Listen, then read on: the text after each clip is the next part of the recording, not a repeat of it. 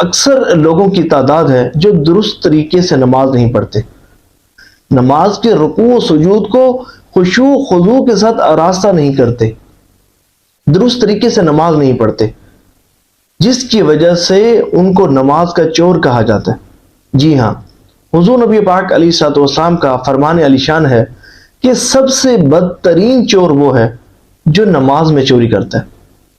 تو صحابہ کرام علیہم الرضوان نے عرض کی، یا رسول اللہ صلی اللہ علیہ وآلہ وسلم، یہ ارشاد فرمائیے کہ بندہ نماز میں کیسے چوری کرتا ہے؟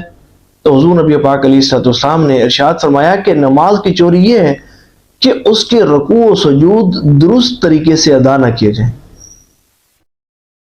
اور جو بندہ نماز کے رکوع و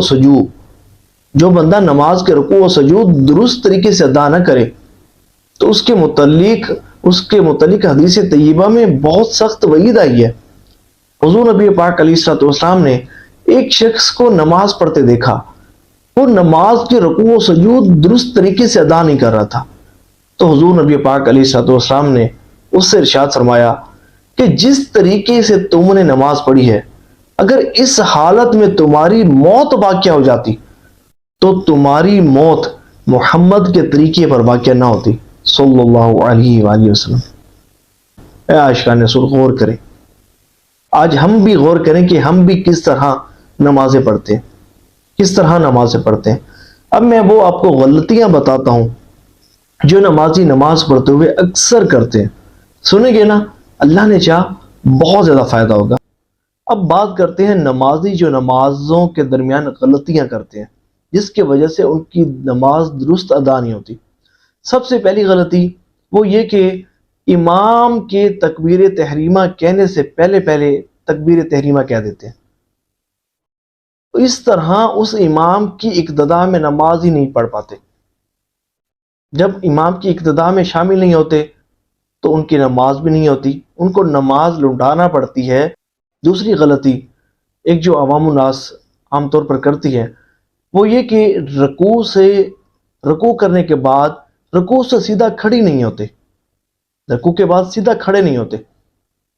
دیکھیں، قوما، رکوع سے کھڑا ہونا، اس کو قوما کہتے ہیں۔ قومے میں ایک تسبیح یعنی کہ سبحان اللہ کی مقدار کھڑا رہنا واجب ہے۔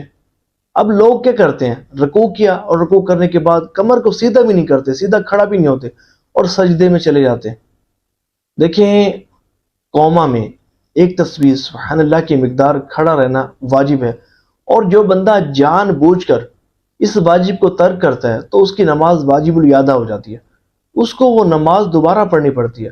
اور جو بولے سے اس کو ترک کرتا ہے، غلطی سے اس سے ترک ہو جاتا ہے، تو وہ اس کو بعد میں سجدہ صاف کرنا پڑتا ہے۔ اب جس بندے نے بولے سے یہ واجب ترک کیا اور پھر نماز کے اختتام میں سجدہ صاف بھی نہیں کیا تو ظاہر ہے کہ اس کو نماز دوبارہ پڑھنی پڑے گی۔ اسی طرح تیسری غلطی جو عوام الناس کرتی ہے وہ یہ کہ دو سجدوں کے درمیان جلسہ میں بھی ایک تسبیح یعنی کہ سبحان اللہ کی مقدار بیٹھنا واجب ہوتا ہے اور وہ نہیں بیٹھتے، ایک سجدہ کریں گے اور پھر فوراً ہی پیٹھ سیدھی بھی نہیں کریں گے اور فوراً دوسرا سجدہ کر دیں گے۔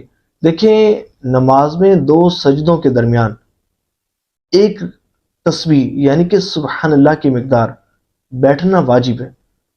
اب جب ظاہر نہیں بیٹھیں گے، اپنی ایک سجدہ کریں گے اور فوراً تھوڑا سا اٹھیں گے پھر دوبارہ سجدہ کریں گے تو ظاہر ہے واجب ترک ہو جائے گا، تو سجدہ صاف کرنا پڑے گا۔ تو یہ چند جو غلطیاں تھیں بڑی ہی امپورٹنٹ جو ہے نا وہ معلوماتی، ایسا نہ کیا کریں۔ دیکھیں، جب بھی آپ نماز پڑھیں نا، کامل توجہ کے ساتھ اطمینان کے ساتھ نماز پڑھا کریں۔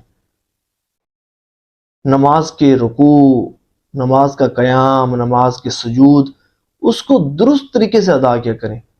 درست طریقے سے ادا کریں گے جب ہی تو آپ کی نماز اللہ کی بارگاہ میں قبول ہوگی۔